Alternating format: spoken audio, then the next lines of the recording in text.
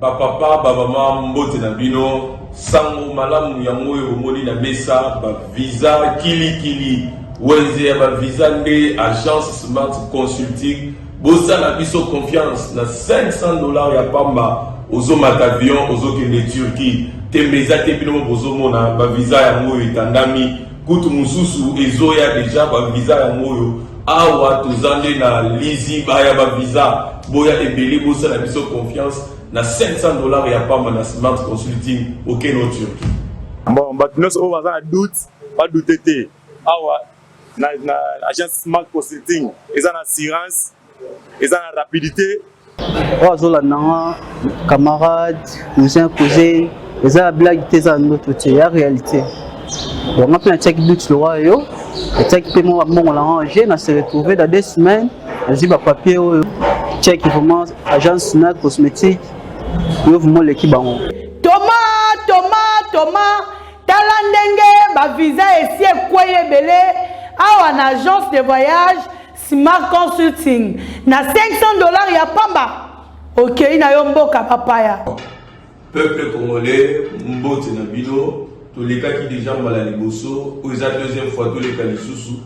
ma visa ya moyo, ya tout visa ya Canada, la fois passée tu vois qu'ils a qui pour la Turquie. Les lots yango visa ya Canada, $500 ya pamba. Ozo voyager, ozo ke le Canada, tourna yo pe ezali. Les Canadiens Smart Consulting, nous en avons pour Willery, $500 ya pamba au voyager, ok na yo Canada, ok kotanga, ok tourisme. Tozo zela yo boya et belé na $700 ya pamba, bokei na bino na Canada, merci. Biso, tokolembate kolobati. Agence de voyage à l'Okuta bako pakatambangu Smart Consulting Bazabana Smart Consulting.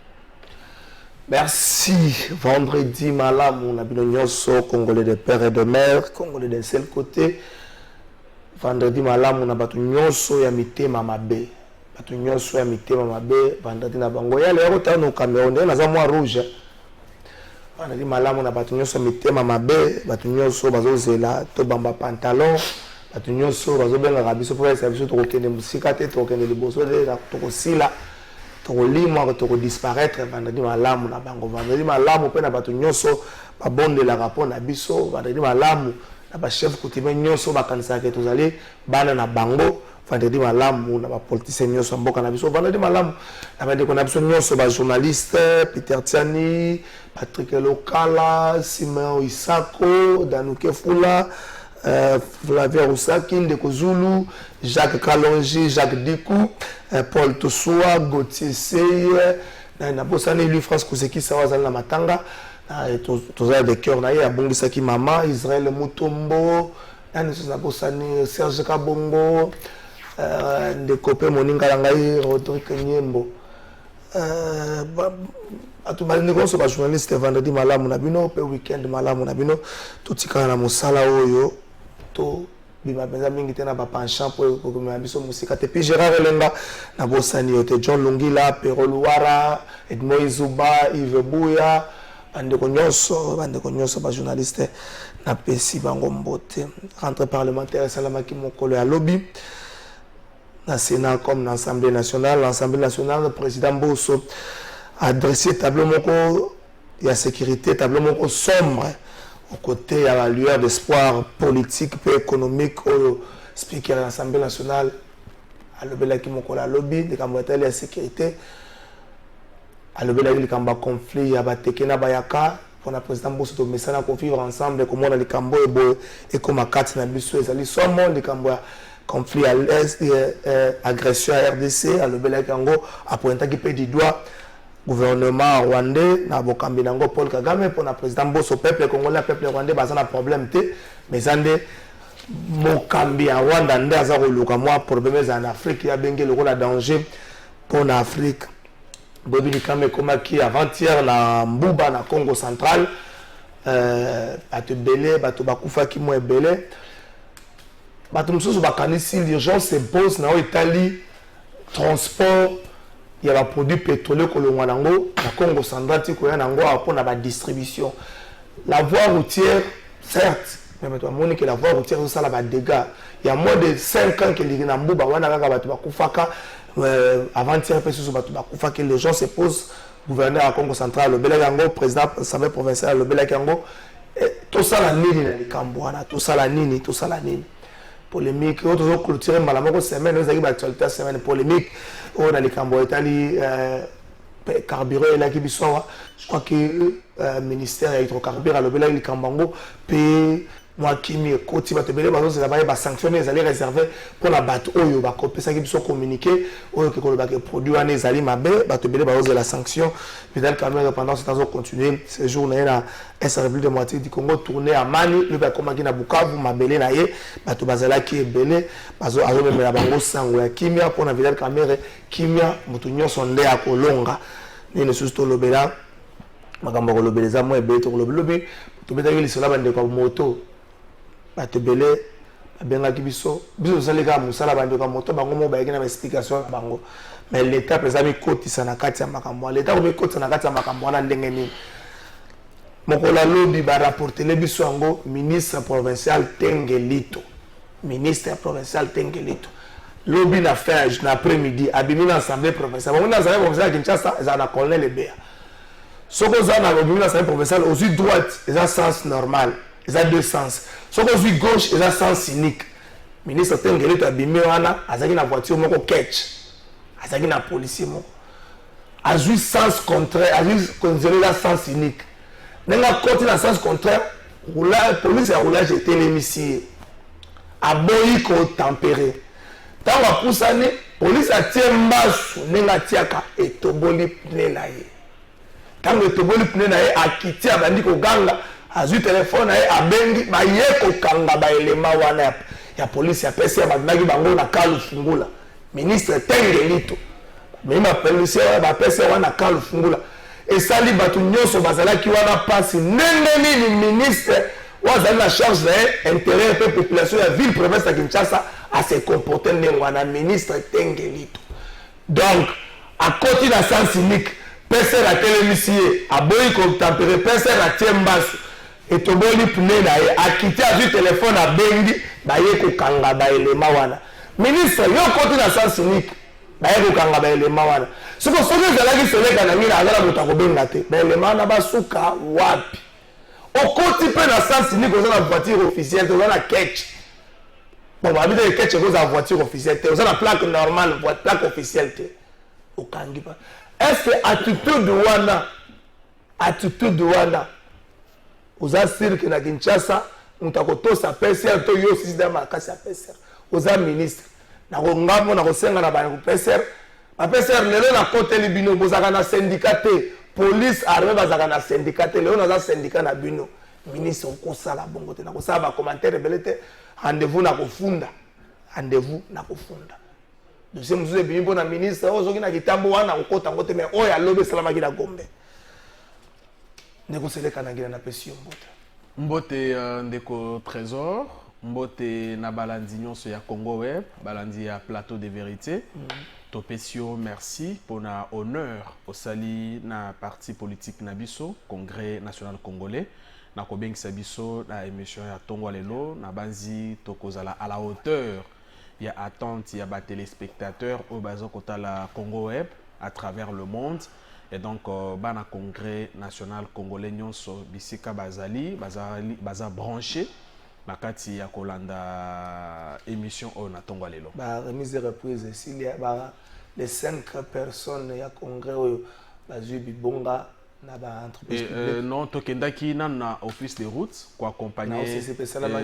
tokendaki na OCC ko accompagner camarade Nabiso.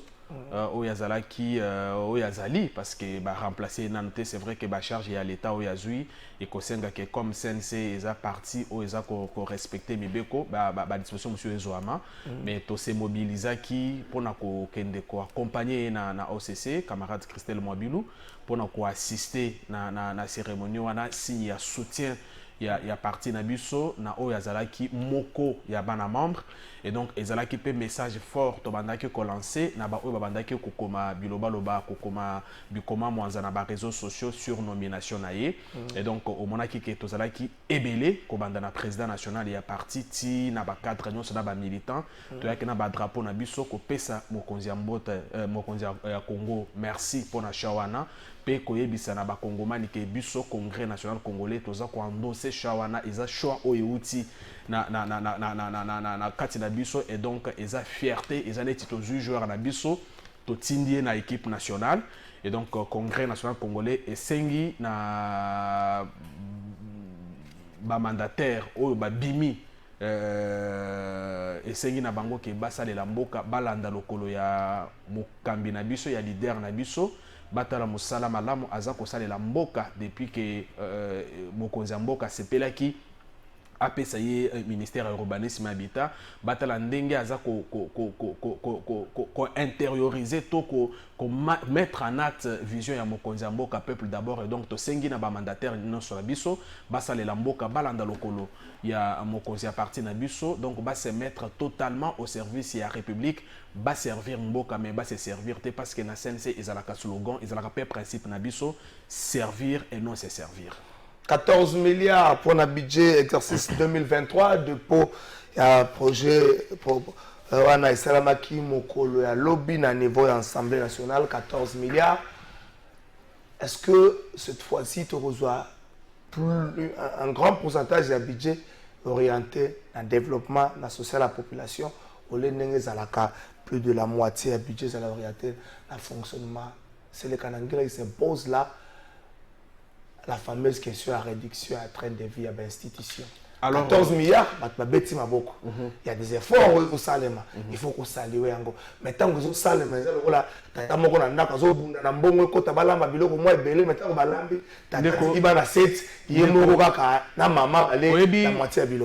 mokonzi na biso mwana mboka pius mabilumba imukala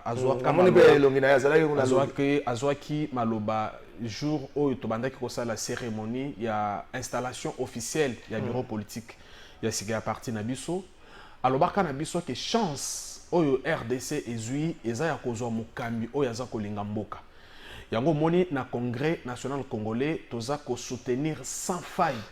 mokonzi ya mboka parce que toza komona que makambo aza kosala pe ba effort aza kosala pona ko changer vie ya bakongomani ezali eza malamu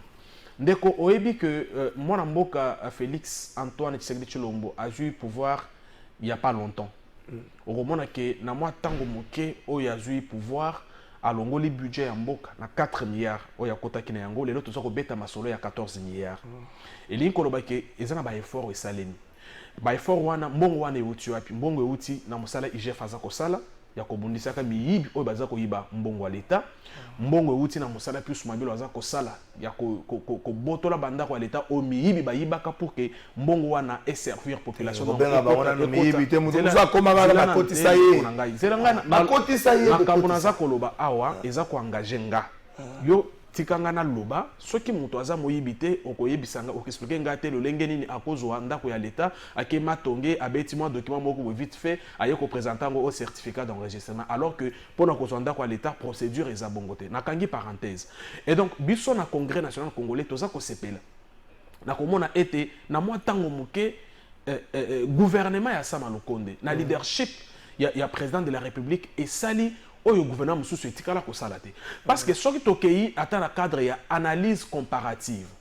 le premier ministre Adolphe Muzito a eu budget na 800 millions de francs de dollars ou 700 millions de dollars atiki budget wana na 4 milliards na 4 milliards 3,5 4 milliards ndeko oyo azalaki oyo bazoko tanga kombo na yepe na yoki ke akozala pe candidat président ya République kombo na ye azaki ozoba makambo na yokana te na zo avancer ye azui budget kaka ndenga azwaki yango wana nde atikaki yango bon mbongo pe ya bokangalozo tozozela kaka toyeba nani azwaka yango ti lelo bakongomani baza kozela kaka na banzi au moment venu tokotirer toutes les conséquences yango nga na lobaka que la chance oyo toza na yango c'est que bato oyo baza komibenga ba opposant lelo la plupart na bango bagéra et peuple ayebi ke bagéra mboka oyo mabe comment ko expliquer nga ke mboka monene neti Congo bato baza riche koleka l'État bato baza na ba compte na bango baza ba milliardaire, baza na ba 10 milliards, baza na ba 11 milliards, baza na ba 20 milliards, mais budget ya mboka eza kaka 3 milliards. Mais bato wana baza ko yebisa ba kongomani ke bango il faut bazonga na pouvoir lisusu. Comme si ba kongomani baza mayele te, comme si ba kongomani baza kotala bango te. Congolais nyos oyo alingi mboka oyo ayebike. Moto alingi mboka oyo aye na tango moke na ba conditions difficiles asaleli yango musala pe musala ye monani kombo na ye Félix Antoine Tshisekedi Tshilombo. Lelo toza ko beta matsolo ya budget 4 milliards. Est-ce que zambongo moto banda ko mangi 14 milliards? Est-ce que zambongo moto banda ko mangi biso na koloba te? Mbongo ezalaki mais 60% ya mbongo na biso banda ko kende na ma poche ya batu.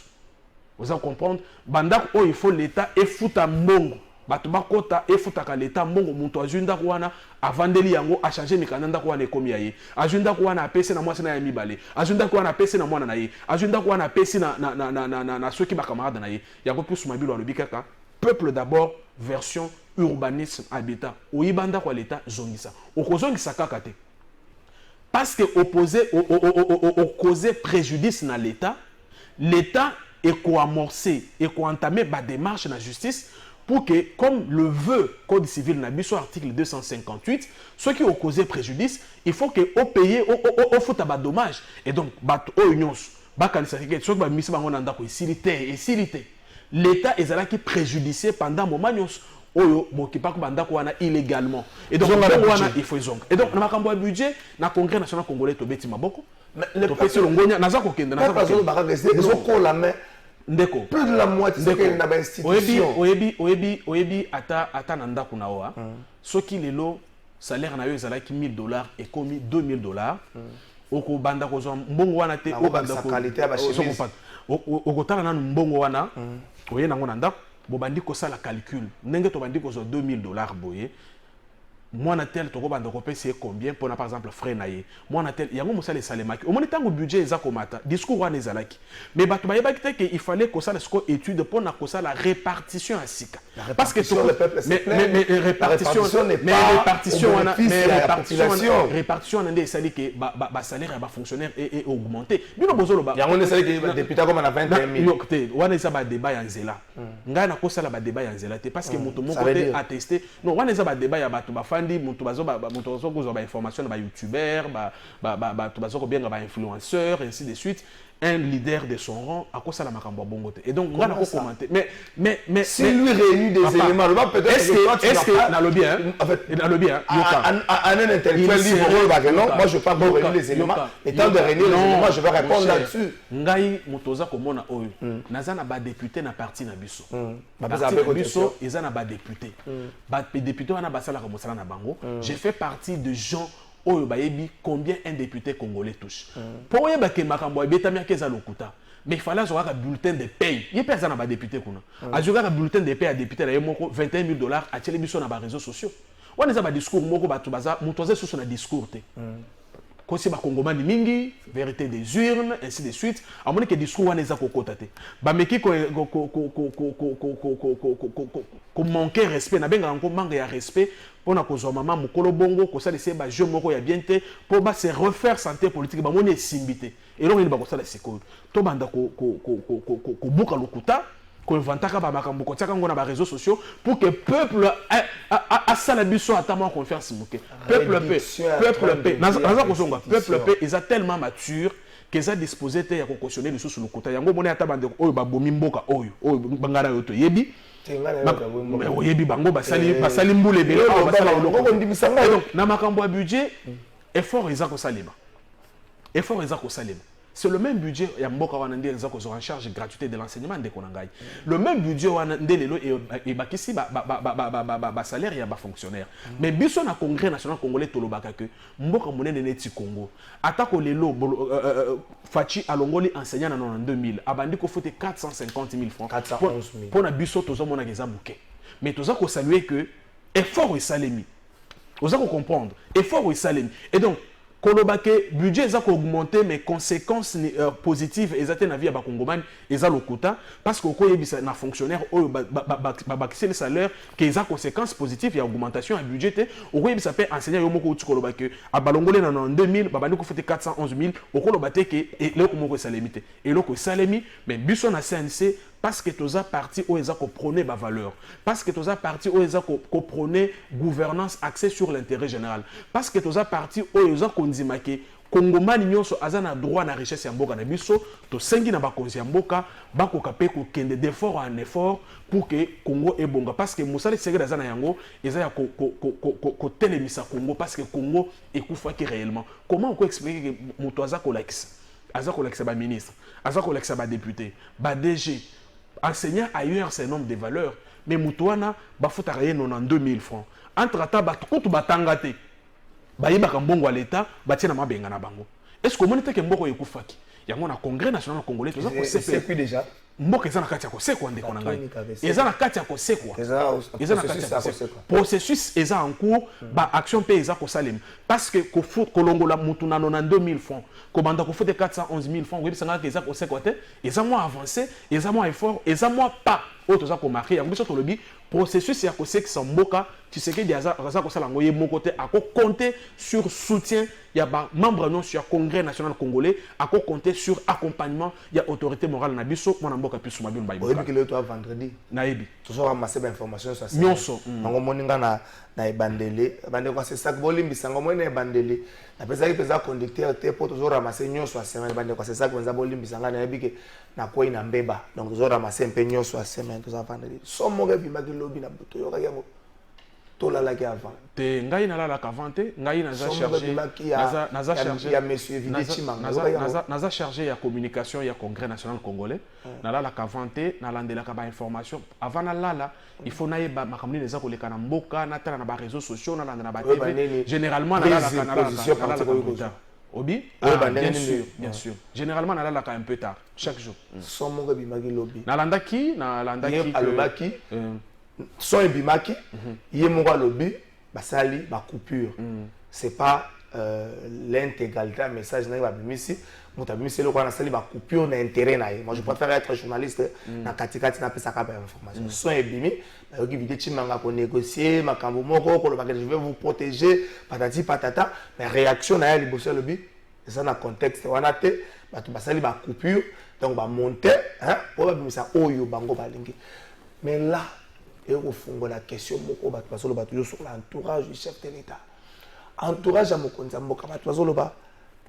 Félix Tshisekedi comme la plupart des présidents comme ses prédécesseurs balega ki na mboka baza victime ya entourage na bango oyo ba congolais na suka ba mandat ba campion bazota ba bité mokonza mboka alaki mabete mais entourage na ye tala tel dossier boye muta blokaka tala tel aujourd'hui beaucoup de gens se rendent compte que même Joseph Kabila salaki ndenge bato bazali koyebisa na biso te X ablokaka le kambo wa Y Z ablokaka le kambo wa W Félix Tshisekedi se retrouve victime de cette histoire à la seule différence tant bazo entourage à Mobutu ezobebisa WhatsApp internet makambo ebele ezalaki na vitesse au télé attends muta bloqué na Kasumbalé 5 minutes après comme biso na Kinshasa donc Félix Tshisekedi doit sauver non seulement quinquennat na ye mais aussi faire tabula rasa dans les kambo d'entourage vous pensez. D'abord, ce qui Hollandi ba récente nomination, il y a Oyo Mokonzi Aoutiaki Kosala, ordonnance qui est engagée, je crois, le 3 septembre, si ma mémoire est bonne. Le 3 septembre. Au moment où il y a certains membres du cabinet de Mokonzi Mboka Oyo qui nommé na ba place Moussous. Pour moi, en tant que communicant, en tant qu'analyste, c'est peut-être un signal qu'il y aura un changement dans le cabinet de Mokonzi Mboka. Ça, c'est le premier élément. Je n'ai pas réfléchir. Deuxième élément, c'est que effectivement, nalandaki natalaki vidéo na internet na butu et puis j'ai dû entrer en contact avec Moutumususu asalaka et pas Mokonzi Mboka pour vérifier authenticité ya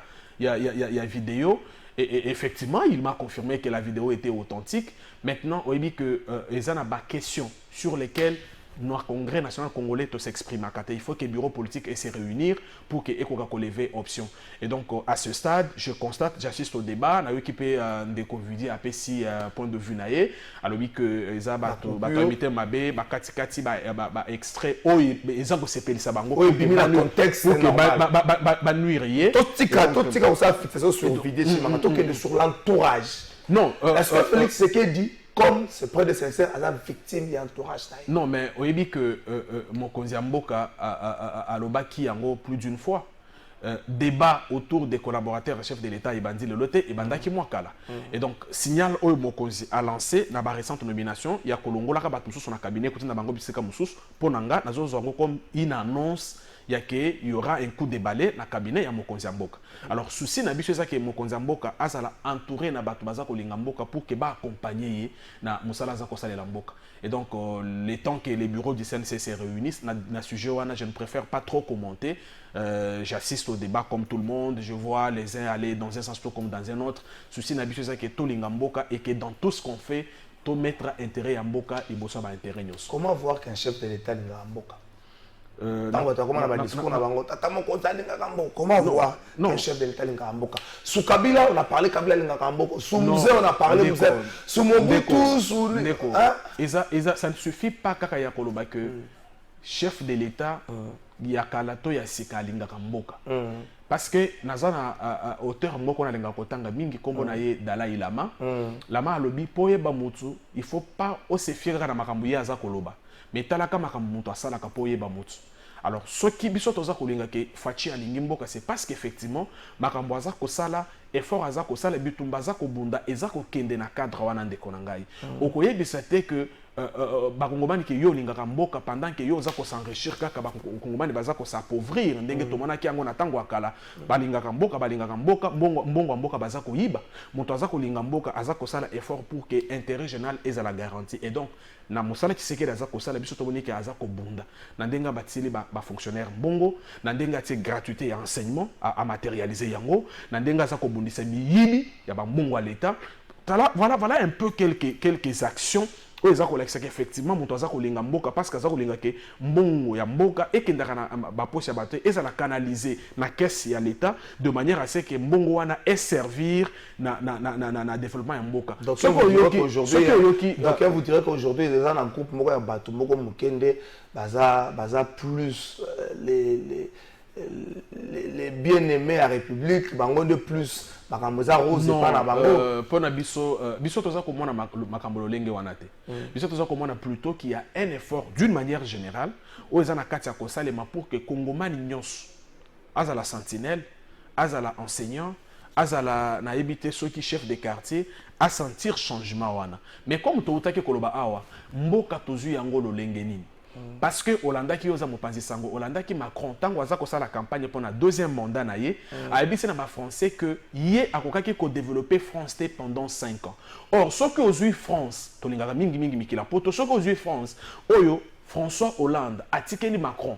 oyo ko zo RDC oyo batikeli président Tshisekedi okomona que c'est le jour et la nuit. Macron a hérité d'une France na économie normale na armée normale, na taux de chômage normal, ainsi de suite. Alors équilibré, je veux dire, alors qu'ici, quand Tshisekedi prend le pouvoir, dans toutes les entreprises, il y avait des arriérés de salaire. Transco, Miba Koufa, Jekami, n'en parlons pas. Presque toutes les entreprises. Na habitation aux déjà, aux tableau on a dressé les presque toutes les entreprises. Et non seulement bazaki na arriéré, mais la plupart d'entreprises n'avaient même pas d'outils. Net ce que Transco a créé Transco en 2013. 2013, Transco c'était au départ 1000 bus. Oui bien. Alors 1000 bus wana Transco tango Fachi a eu pouvoir et à peu près 60 bus aux Moupansango et Biango. Et donc il fallait que Tshisekedi aya pour que à part Moussala ya kofuta pour na kofuta ba arriéré ya salaire aux Akolandanga. Mais basomba pe outil parce que ceux qui Transco ils ont travaillé à travers Moussala Transco ils ont salandé bakozo mbongo ya ko futa ngo bakongomani. Les exemples comme ça ils ont qui na Miba, ils ont qui na Miba Koutokufa, Jekamine, Transco. Donc bref, voici la situation dans laquelle Tshisekedi a trouvé le pays. Et donc il fallait commencer quelque part. Yango na Transco babandaki na kosomba na outil pour que outil ceux qu'ils ont produire. Et puis ça, bango makasi ya kosilisa makamunyo swana. Donc bref, au commun que depuis que Tshisekedi aza vraiment incarnation, aza vraiment exemple ya bolingo ya mboka. Et donc biso to lebi na Congrès national congolais pour na biso mutu moko te ako occuper mboka na biso azala ministre, azala chef de l'État, azala député, ceux qui au départ azana na bolingo ya mboka te. yango tolobi ke pona biso Tshisekedi nde azana bolingo ya mboka. Président de la République Félix Tshisekedi assista ki lobby parce que na congrès national congolais oyebi na congrès national congolais tozalaka na slogan moko tolobaka l'homme au centre de tout parce que pona mona mboka pi suma bino pona ba sur congrès national congolais na musala nyonso za ko sala il faut se rassurer que intérêt ya mboka eza garanti donc bitumba pe suma bino za ko bunda na sima Tshisekedi yango wana et donc biso ba na congrès national congolais toza ko lande na bato so baza ko landa nga na Congo ba na mita oyo ba kota bitumba wana parce que bitumba wana eza ke Congo e bonga Congo e gagné Congo ezala te na équipe ya bato moko boye mi baleto misa tunde baza ndenge ezala ki na kala yango moni mi yibi nyonso lelo baza ko sangana kana ba bar basangana ka banini eza ko empêcher biso te to sala la Congo mosala parce qu'il faut que Congo e gagné et kende liboso. Espérons bien. Peuple Moutazali na terme peuple Moutasimbi thermomètre nek nous vivre na Congo peuple Simbi thermomètre président de la République Félix Tshisekedi d'assister à la cérémonie à prestation de serment pour un deuxième mandat na Angola na Luanda précisément pas eu puis Joao Lorenzo a prêté serment lobby pour un second mandat c'est le Kanangina à semaine où tu ça qui 3 mois il y a depuis Bounaga nous allons beaucoup il y a M23. Est-ce qu'on peut dire, ou on peut conclure, ou on peut comprendre que la diplomatie, tant vantée comme étant agissante, est allée échec? Parce que, selon les Congolais Moussoussou, tout ce qui est comme un problème à Congo, le concert des nations, pour être cause d'Abisso, et ça l'a défendu même à notre absence. Est-ce que vous partagez ce point de vue là comme la phase militaire pour la gagner 3 mois d'abord, Hollanda qui discours il y a président et assemblée nationale lobby. Abeta qui m'a solo à Bunagana effectivement, qui un accent particulier, je vais dire sur ma sécurité. Ndekonanga diplomatie, il y a moi Namboka Félix Tshisekedi, ezali agissante et puis échouée. Na ko rappeler na ba Congomani que au moins pour na ko sala bilan ya moto na lobakango tango iso il faut d'abord partir de ce que la personne trouve. Na uti ko pese au moins analyse comparative à on a condition oyo Emmanuel Macron a joué li France. Yoga seconde ko. Saline de ko kala fayeb san de konanga CNC azana discours te quand il parle de la gestion de Kabila pour Bangope va participer à la gestion à Kabila ndeko Djouma depuis Lemba. Merci beaucoup Ndeko Djouma. Nakoye biso que biso to participer à la gestion en tant que parti politique. Parce que pour na ko gérer ceux qui montent à ko gérer ndé azana pouvoir. Mokonzi na biso azana kaka député national. Et donc asali musana ya ki député. Mais tant au monaki que na parti oyo abazala ki na kala bato baza ko salela mboka te babanda ko salela mabubu na bango akoma mukanda na ye na moyo pour signifier na présent à partir na bango que no lenge bozali ko évoluer eza ko sepelisa ngate parce que nga il faut na salela mboka yango tinda ki a créé congrès national congolais parti na biso parti na bino et donc mosala ya ki député oui mokonzi na biso asala ki yango toyebi yango biso nyonso mais tozala ki partie prenante na gestion te d'autant plus que tozala ki na poste moko ya responsabilité te soko lingo mona mosala to sali soko lingo mona mosala to saleli mboka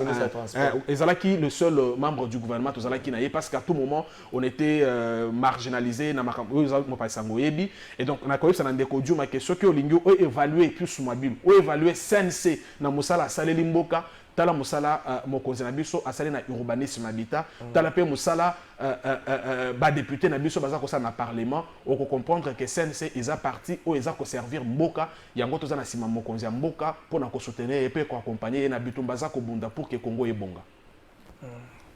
Tozonga sona makamba bunaga. Alors makamba bunaga na banda ko loba que travail diplomatique et salimi avec succès. Agression ya mboka na biso ebandi le loten de trésor. Agression ya mboka na biso ebanda kala. Avec si c'est aussi longtemps c'est pas voir agression ya embargo sur les armes. Agression ya mboka na biso ebanda kala. Oyebi que na partie est na biso bato ebele bakufa. Tango mokonzi ya mboka ye aye na deux fronts. Front diplomatique et front militaire. na front diplomatique tozalaki na objectif moko et kozalaki pe ebele mais pour nanga je pense que l'objectif a été atteint dans la mesure où lelo oyo agresseur abatami lisusu agresseur ayebani ba expert ya ONU balobi yango biso to banda koloba yango ba pays limitrophes mususu ba yebi yango na Union africaine na SADC ainsi de suite lelo oyo grâce ya diplomatie agissante wana to yebi ke Rwanda nde azako agresser biso alatika ka masque ya ba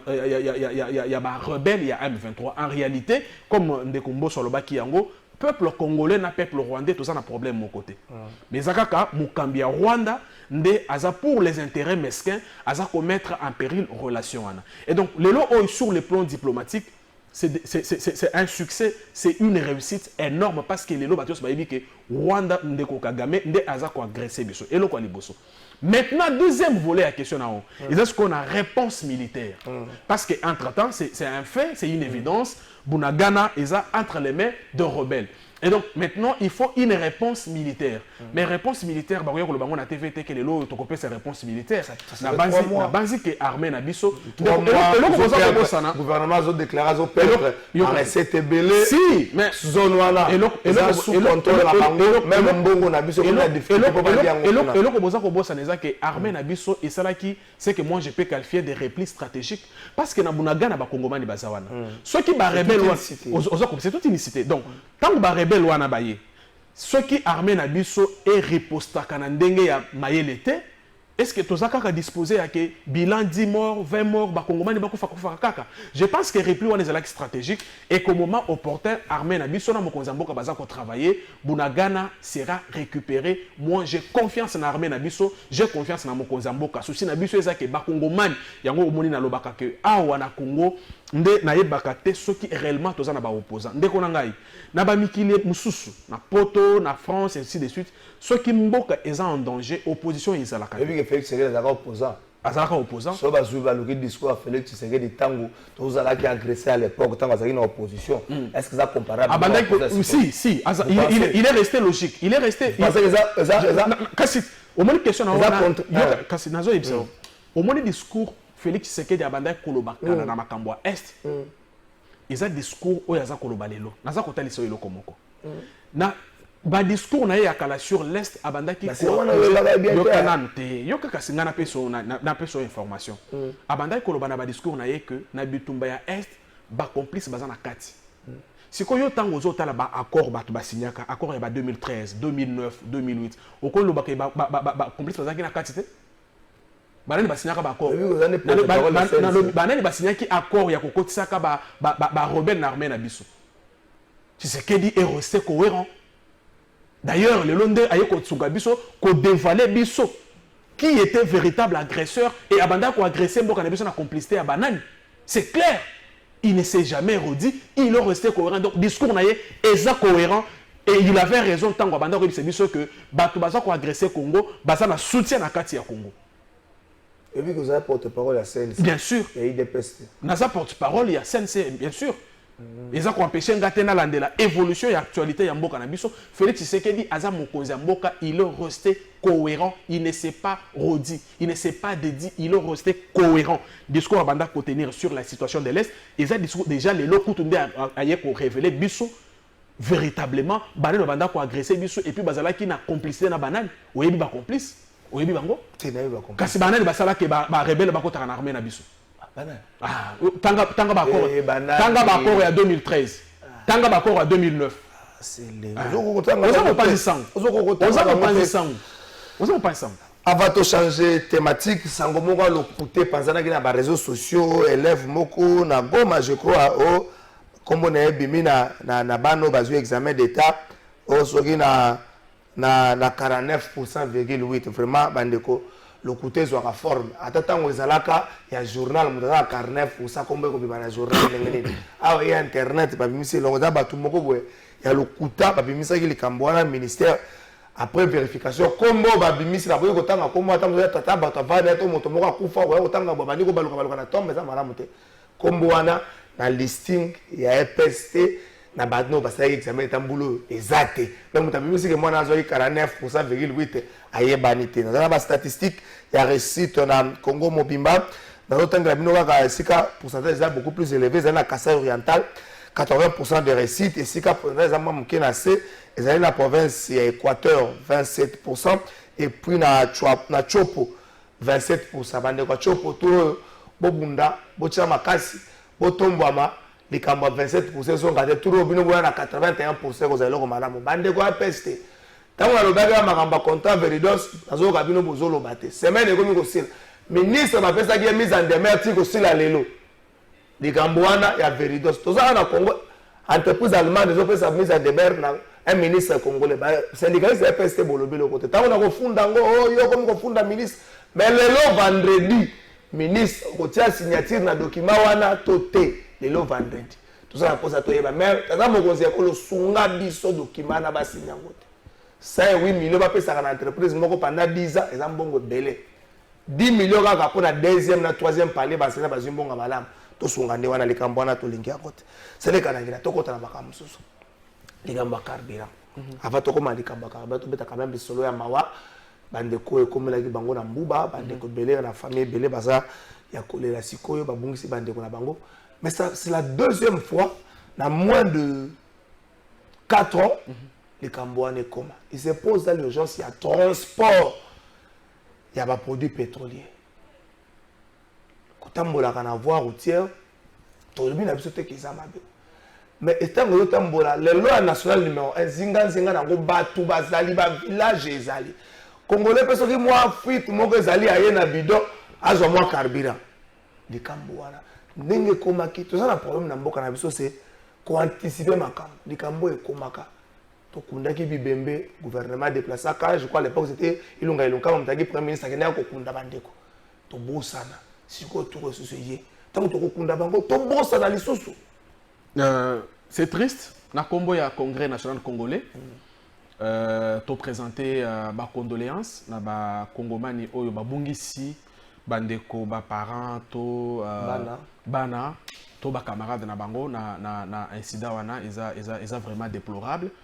Alors eza déplorable d'autant plus que eza deuxième fois oyo likambo wana eza kokoma na esika moko wana et donc ça appelle vite na réflexion yango question na on azo ko trouver ngo très importante sur transport ya ba produits pétroliers. Est-ce qu'il faut désormais qu'on privilégie transport aérien ou bien il faut qu'on regarde le transport terrestre, mais qu'on renforce le mécanisme de sécurité, mécanisme de prévention. Parce que comportement, il y a des gens qui vendent dans les peu déplorable. Parce que les produits pétroliers sont bon, effectivement.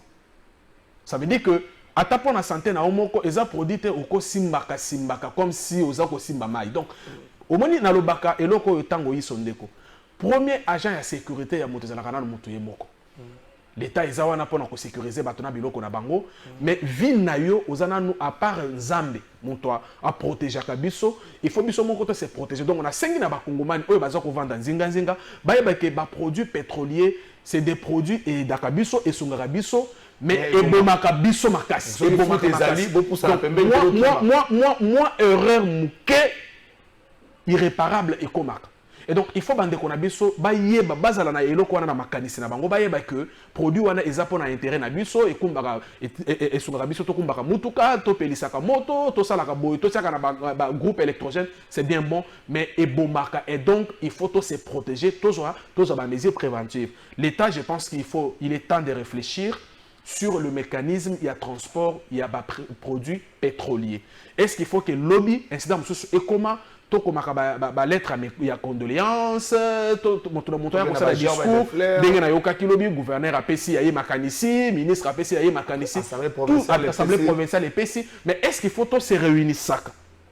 parce qu'incident est salemi to banda monto apesa bilan apesa makanisi na ye ou bien makanisi yo ko pesa makan déjà avant pour que to ça ce qu'on appelle la prévention.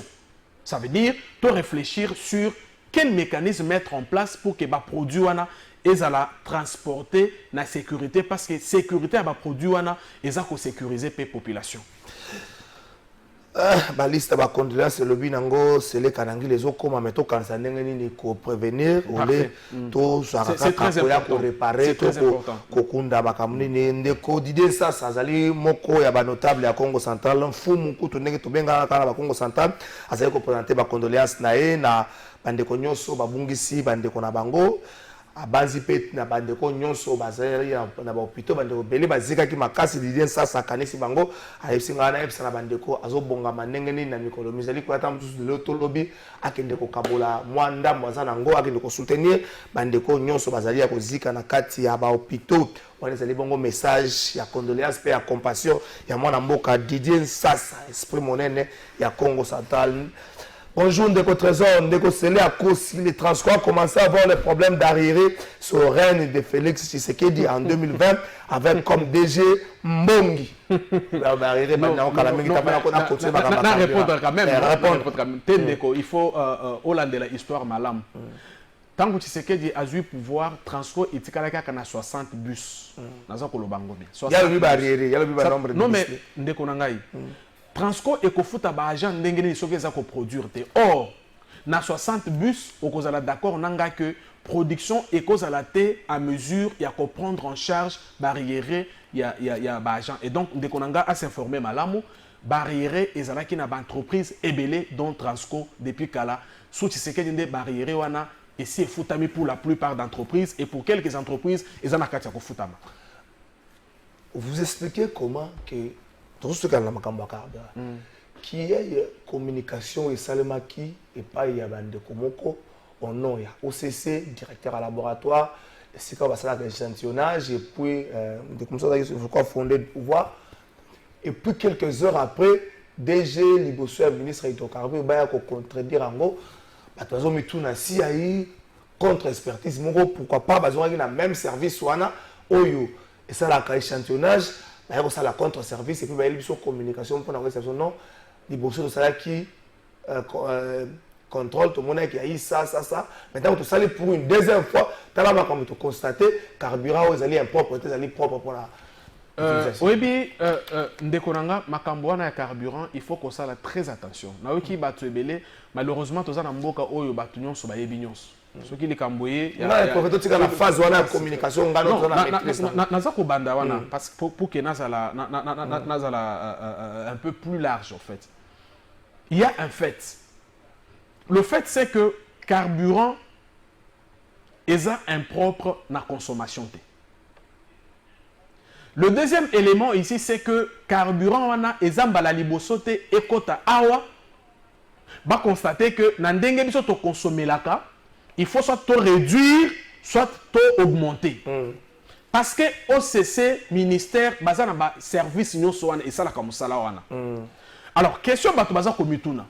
comment correspondance wana et se retrouver na réseaux sociaux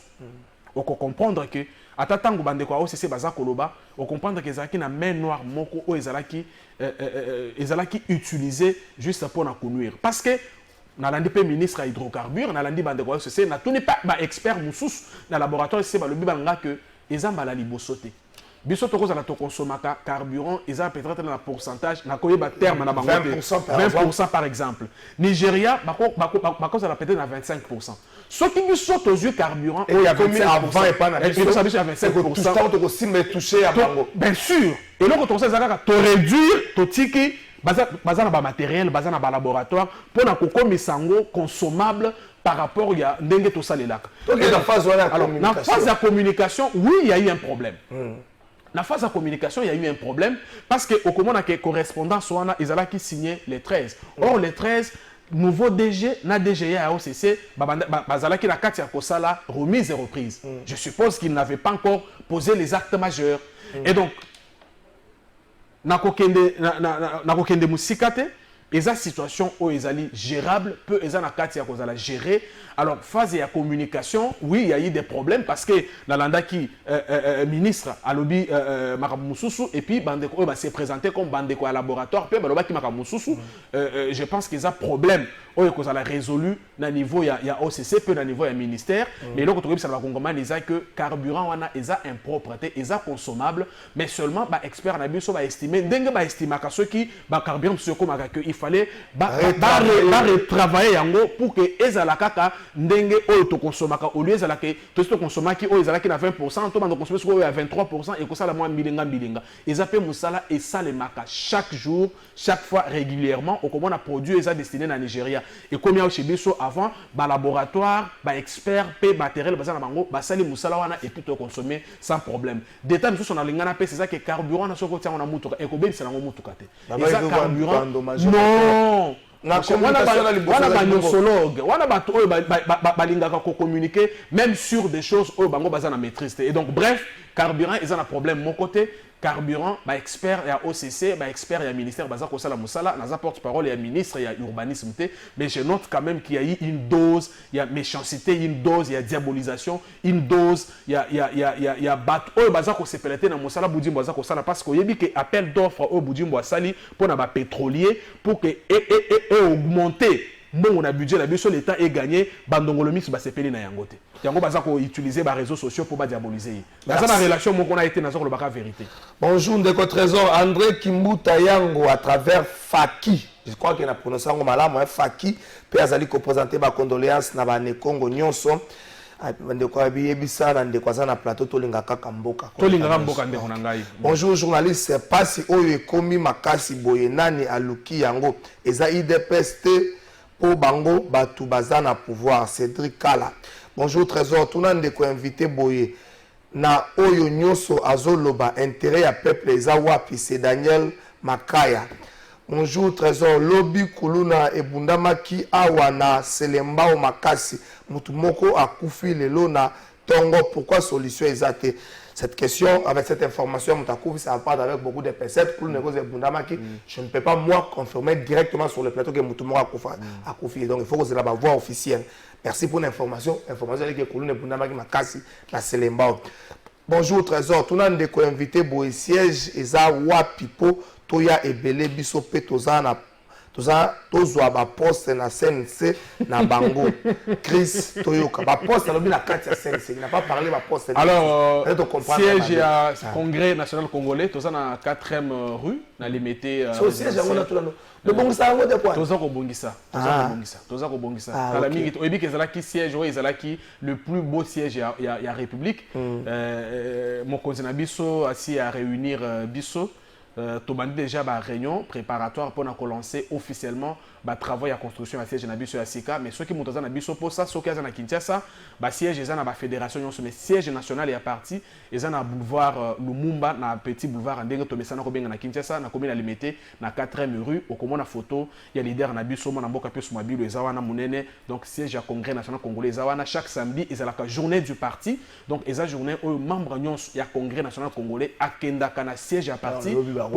bien sûr pour na kozwaka ba information à parti le lenge parti za ko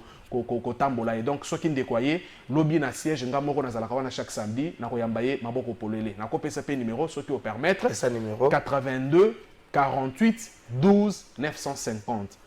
082 48 12 950 et ça numéro nanga à téléphone so komelinga to benginga na ko peso ba orientation msusu merci bonjour Ndeko Trésor tuna ndeko totalité à Transco combien ils ont ça là donc totalité à bis à Transco combien ils ont ça là abi manque ya carburant na non paiement ya ba agent soyons sérieux merci na comprendre le message PT na comprendre peut-être sur tourner sur 400 bis combien de bis à Transco ils ont ça là donc na habité mais c'est ndeko limbo la biso message ko za bien bonjour c'est Jancine Tsakou depuis Selembao ministre azongisa lopango ya mama ya bato oh tuzobeta mama ya mugamba solo ya mama mais il faut qu'on répondre que ça lopango ya mama ya bato ça lopango ya l'état a joué lopango na ye parce que maman a approuvé que le pango n'est qui aille à la qui si arrêter ou désaffecter le pango anate à la qui si arrêter ou attribuer le pango anate à la qui si fait instruction à mokonzi mbokate ba ke écoute on aille très loin ba sengi na yeso qui a ko bimisele biso bordero o ambo o ya futaka na banque à l'époque à entendre à en croire na makambo na ye à la qui si eloko mokate donc le pango ana ezala ki ya mama te ezala le pango ya l'état ezu le pango ana ce qui l'état ezu le pango ana et kotinde ko kala fa kuna abandi ko futa mbongo comme locataire ya l'état futa kambongo na dégerat mbongo wana nde ko sunga ke gouvernement ezo makoki ya ko améliorer ba conditions de vie ya ba kongomani donc le pango ezala ki ya l'état okotanga comment matata poni Na autant comme on est point. Asani. Akoyo ko tanga koma matata poni. Asani. Bon, on a un problème. Tanga no koma matata poni. Asani. Tanga na. Mais on tanga ça. Bonjour monsieur le journaliste, dis à ton invité, il incarne à lui la haine. Citer le nom de Matata pour lui est un problème, est un péché. Non, non. Seulement les gens qui ont tué ce pays. Non, mais Tanga koma matata. Nazako Tanga kombo andeko Matata azalaki premier ministre ya Augustin Matata. Mais je suis de ceux qui pensent que la gestion naie a kambaka mboka bien té. Et je suis de ceux qui pensent que akoki kozala candidat président de la République té parce que Moussala a salé la Congo et zalaka Moussala malamu té. Ça va, voilà, yo, ngana tuni kama. Bonjour, Ndeko Trésor, Bolo Belana, nous makambu ya bas station service, s'il te plaît. Awa côté ya Campem, Matadi Kibala, Bazo Tonga station à descente, vraiment. Cette histoire à la station, non, il y a une commission, qui est mise en place pour identifier la station et puis savoir sur base de quels documents ils occupent les espaces. Ceux qui m'ont dit que la station, il station, il y a une commission qui travaille. Au moment venu, je pense que le ministre de l'Urbanisme et Habitat et le ministre des Hydrocarbures vont prendre des mesures très très sérieuses. Na banzi yoza bopansango na koyoka te ke oh bon plus mabilo asali boy oh te asali boy ah toza ko belela station ekotonga mate n'importe comment et donc commission moko ezako travailler kalaté l'État va prendre ses responsabilités. Je l'ai dit parce que j'avais pris part à une rencontre dans ce sens-là. Espérons bien to komi pe na suka. Il y a aujourd'hui un grand écart entre les dires et les faire dans mboka na biso. L'IDPS est un parti à social-démocratie. Comme le CNC. Bien sûr. La philosophie de la social-démocratie est vendre un pouvoir et pas il y a peuple. Peuple a légué en pas il y a bakam. Effectivement. Dieu est dans l'IDPS. Dans la CNC, intérêt tu as dit ici dans le début de l'émission, l'homme au centre de tout. Voilà le Congrès national congolais. IDPS le peuple d'abord. Mais la situation économique et sociale dans le Congolais est comme déployable. De plus en plus,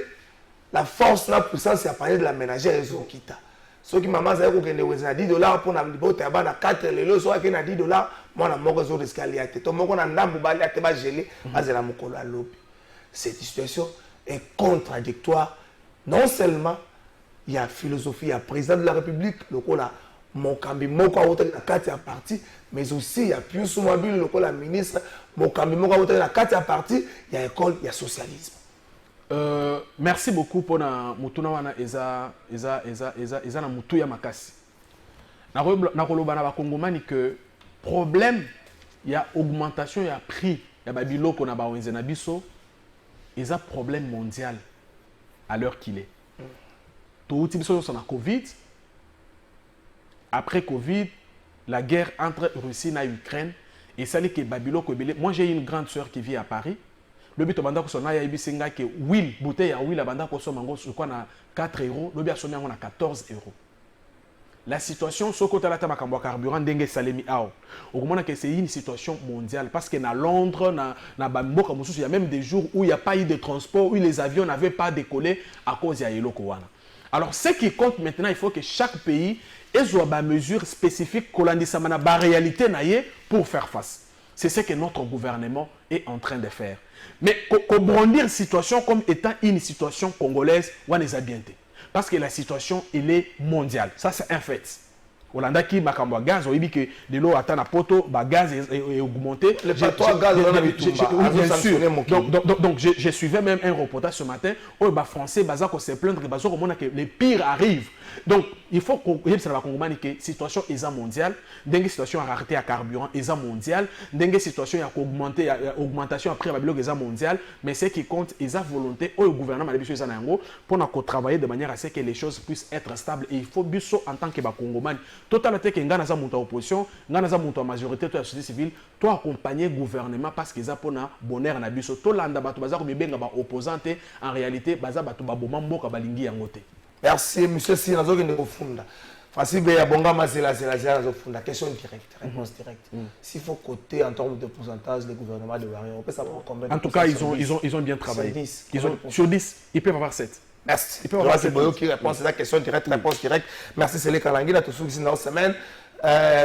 Et allez, merci Nayo, Francis Beya, tout le monde dans la semaine, tout ce qui est dans la Jus Bongeli, staff Congo, merci à Nekonyo, ça m'était Mamabé. Bon, continuez à vous en monter Mamabé, bon, quand vous songe à monter Mamabé, mais vous savez, provision à monter Mamabé, qu'on ticate. Rien ne sert à vous hypocrisie, vous à monter Mamabé, continuez à monter Mamabé, qu'on nous capte monter, ticate à monter Mamabé, notre aucun régime fondamental.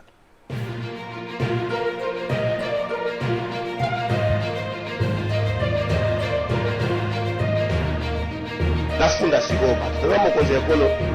fond de la fondation de la population de Senghia. Nous avons joué dans la papa comme la situation. Merci, tata mon conseil Kolo, moi nous avons Kabato aye. Tata mon conseil Kolo na ki sasa auto mesana ko funda ba roulage da ba policier makambo ba salaka. Mais ko funda lelo monsieur le président de la République na ko funda ministre Tengelito, ministre provincial de l'intérieur de la ville province à Kinshasa. Tata mokonzi ekolo ndenge nini tokotosa mosala ya policier ndenge nini tokotosa mosala ya soldat soki bakonzi bango moko bazo respecter bato wana te ministre azwi sens cynique na yenda suki na kubenga bakangi policier bakangi roulage bakene na kalu fungula